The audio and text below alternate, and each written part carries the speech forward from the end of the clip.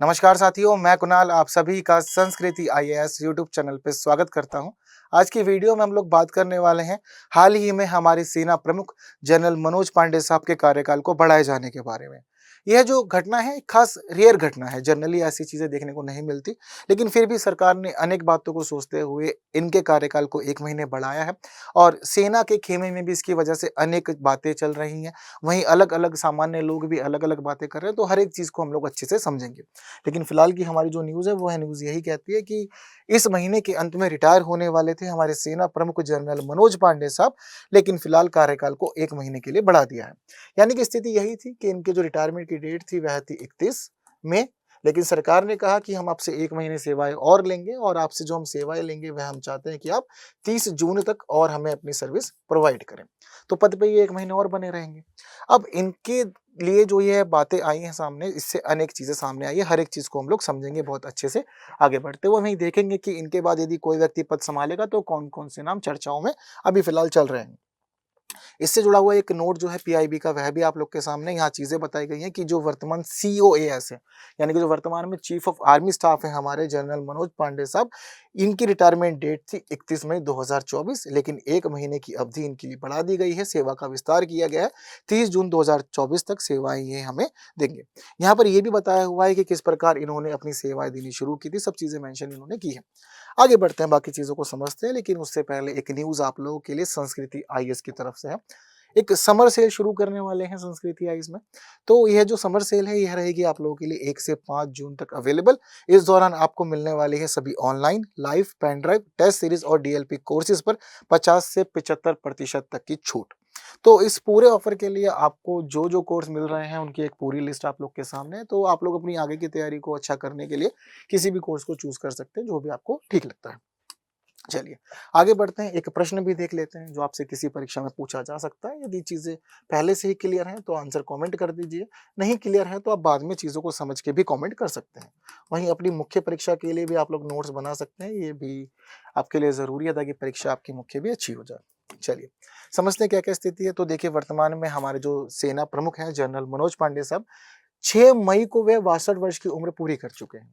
अब 62 वर्ष की उम्र पूरी हो गई है तो उसका मतलब ये नहीं है कि जिस दिन आपने 62 वर्ष की उम्र पूरी की है आप तुरंत रिटायर हो जाएँगे। जिस महीने में आप अपनी आयु को पूरा करते हैं 62 वर्ष या जो भी आपके पद के लिए निर्धारित है, आपको उस पूरे महीने सेवाएँ देनी होती है और महीने के आखिरी दिन के बाद आपको फिर रिटायर कर दिया जाता है, यानी कि सेवा से मुक्त कर दिया जाता है। तो डेट निर्धारित थी इसीलिए 31 मई के लिए, लेकिन चीज़ें भी बढ़ गई जैसा कि आपको मैंने बताया। देखा जाए तो ये 2 वर्षों से अधिक समय से इस पद पर कार्य कर रहे हैं, सेवाएँ दे रहे हैं देश को अपनी ये। अनेक अटकलें सामने आई हैं, अभी सरकार की तरफ से कोई स्पष्ट कारण भी नहीं बताया गया। सरकार ने नहीं कहा कि किस वजह से ये हम कर रहे हैं। लेकिन जो चीज़ें मानी जा रही हैं उनमें पहली बात तो है चुनाव मतगणना। चुनाव चल ही रहा है। अभी हम लोग स्थिति देखें, 6 चरणों के चुनाव हो चुके हैं, 7वां चरण बस रह ही रहा है। सभी लोग ये मान रहे हैं, सरकार भी ऐसा लग रहा है कि सरकार मान रही है कि अब फिलहाल इस पे निर्णय नहीं लेते। जो सरकार नई सरकार होगी, वह नई सरकार निर्णय लेगी कि किस व्यक्ति को इस पद की ज़िम्मेदारियाँ सौंपनी है। तो अगला अब जो भी सरकार होगी, जो भी लोग चीज़ें सँभालेंगे, वह इस पे निर्णय लेंगे। वहीं क्या है कि फिलहाल हम लोग यह भी देख रहे हैं कि सरकार के जितने भी अधिकारी हैं, जो हमारे मंत्री वगैरह हैं, प्रधानमंत्री अभी फिलहाल बिज़ी हैं चीज़ों में। तो वह जो नाम निर्धारित करना है, उस पे अंतिम निर्णय नहीं ले पाए हैं। तो इस वजह से भी सोचा जा रहा है कि अभी बाकी चीज़ों में बिज़ी होने के कारण अंतिम निर्णय नहीं हो पाया, तो 1 महीने के लिए एक्सटेंशन इनको दे देते हैं। ये कुछ कारण है जो माने जा रहे हैं वर्तमान स्थिति के लिए।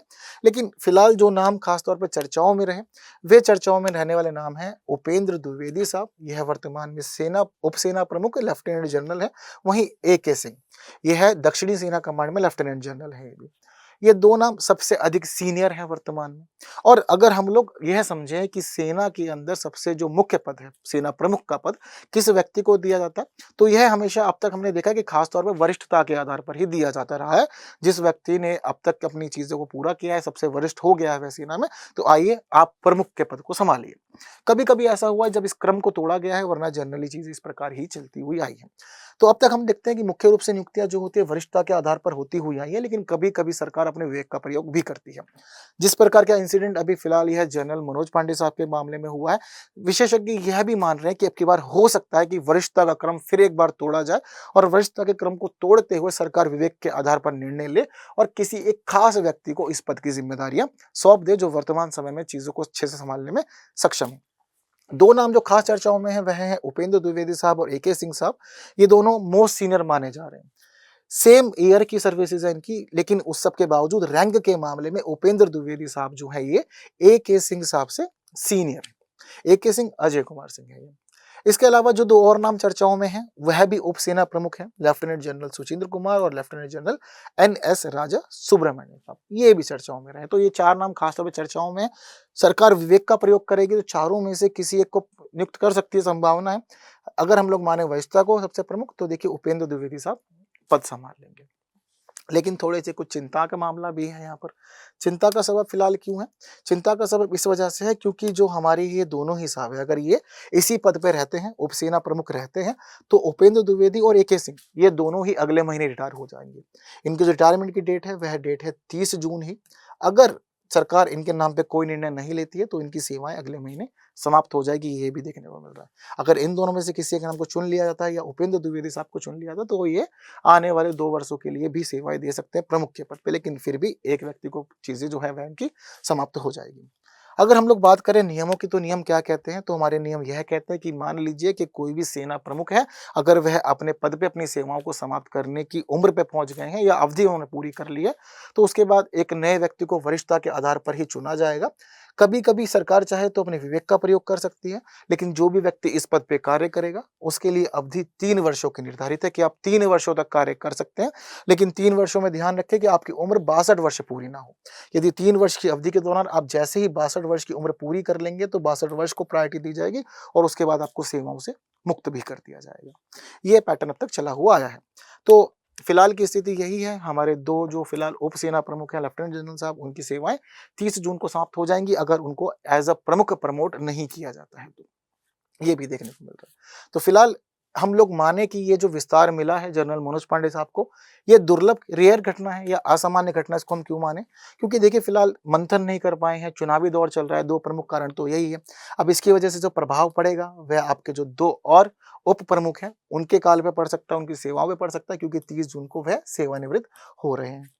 और क्या होता है जनरली, उत्तराधिकार के क्रम आप तोड़ते भी हैं। वरिष्ठता की बात हम लोग कर रहे हैं तो वरिष्ठता की बातों को समझे तो 2 इंसिडेंट हमारे पास में ऐसे हैं जब इस वरिष्ठता के क्रम को तोड़ा गया, सरकार ने विवेक का प्रयोग किया और विवेक का प्रयोग करते हुए एक कनिष्ठ व्यक्ति को, यानी कि 2 लोगों से नीचे जाकर के, 3 लोगों से नीचे जाकर के एक अलग व्यक्ति को पद सौंपा, जो कि मोस्ट सीनियर नहीं था उस समय। ठीक है, तो एक 2016 का इंसिडेंट ही हमारे पास में, जिस समय जनरल विपिन रावत साहब को 2 वरिष्ठ अधिकारियों से ऊपर वरीयता दी गई और इन्हें पद सौंप दिया गया था। इस समय यह माना गया था कि हमारा देश जिन चुनौतियों का सामना कर रहा है, तो जनरल विपिन रावत साहब जो है सेना प्रमुख के पद पे रहते हुए अच्छी भूमिकाएं निभा सकते हैं। जनरल विपिन रावत बहुत चर्चित नाम भी है, आप सभी को पता है कि देश के पहले CDS भी रहे हैं, तो इनके मामले में ऐसा हुआ था। इनसे पहले बात करें तो वर्ष 1983 में भी ऐसा हो चुका है। 1983 में इंदिरा गांधी सरकार के काल में हमने देखा कि AS वैद्य साहब थे, इनको भी वरीयता दी गई थी अपने सीनियर ऑफिसर्स की तुलना में और इन्हें भी पद सौंप दिया गया था।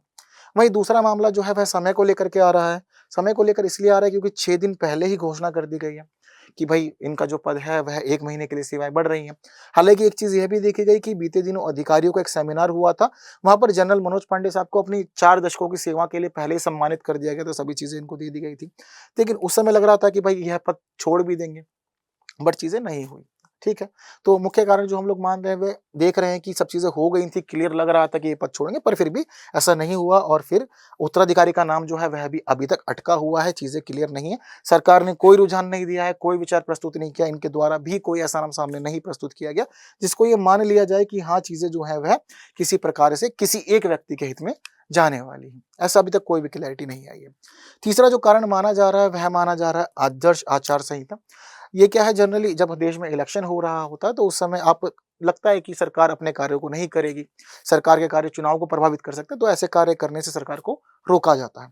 तो आदर्श आचार संहिता के मामले में हम लोग यह भी देख रहे हैं कि भाई चीजें जो है वह रुक जाती है। तो एक कारण माना जा रहा है कि आदर्श आचार संहिता की वजह से हो सकता है कि सरकार अलग अलग नियुक्तियों से परहेज कर रही है। यहाँ तो केवल एक्सटेंशन दिया है, वहीं ये भी देखने को मिला है कि कई और नियुक्तियां होनी थी सेना में, सरकार ने उन सभी नियुक्तियों को भी रोक दिया है।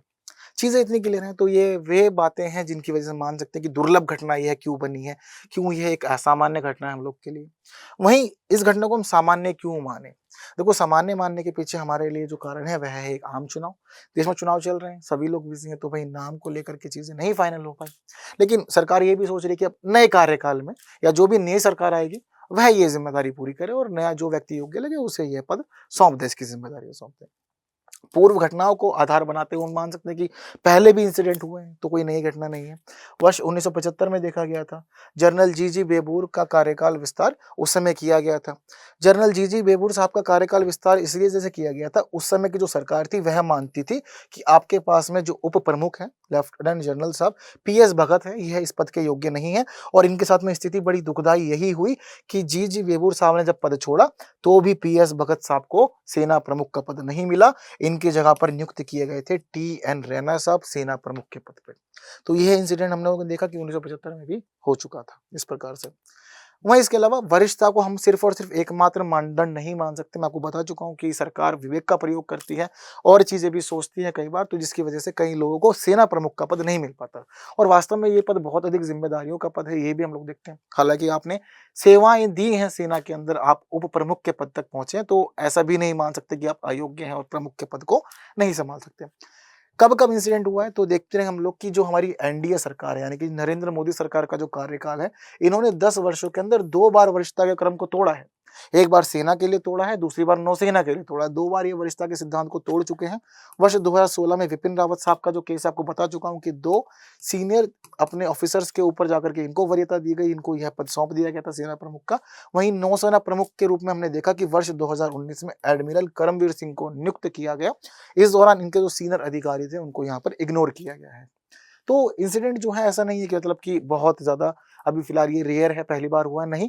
हम देख रहे हैं कि यह वर्ष लगभग 1984 से 1970 के दशक से चली आ रही हैं अलग-अलग प्रकार की घटनाएँ, चाहे वरीयता की हो या फिर किसी को इग्नोर करना हो, ये इंसिडेंट हुए हैं और उसी आधार पर यह भी एक खास कॉमन इंसिडेंट हम लोग सेना में मान सकते हैं। हालाँकि आप लोग का क्या कहना है? क्या लगता है कि सरकार चाहती है कि उनका कोई खास व्यक्ति पद को सँभाले या फिर वरिष्ठता को ही प्रायोरिटी दी जाएगी? क्या लगता है? कमेंट में अपने विचार ज़रूर बताइएगा और साथ-साथ ये जो प्रश्न आप लोग को मैंने दिखाया था, चीज़ें तो अब आपको क्लियर हैं, तो जल्दी से आंसर इसमें कमेंट कर दीजिए अपना, अपने नोट्स ज़रूर बना लीजिएगा और वीडियो इन्फॉर्मेटिव लगी है तो बाकी साथियों तक ज़रूर शेयर करना है, वीडियो को लाइक किए बिना बिल्कुल नहीं जाना है। हाँ, आपको आंसर चाहिए होगा तो देखिए आप लोग की स्क्रीन पर है, उम्मीद करता हूँ सही रहा होगा।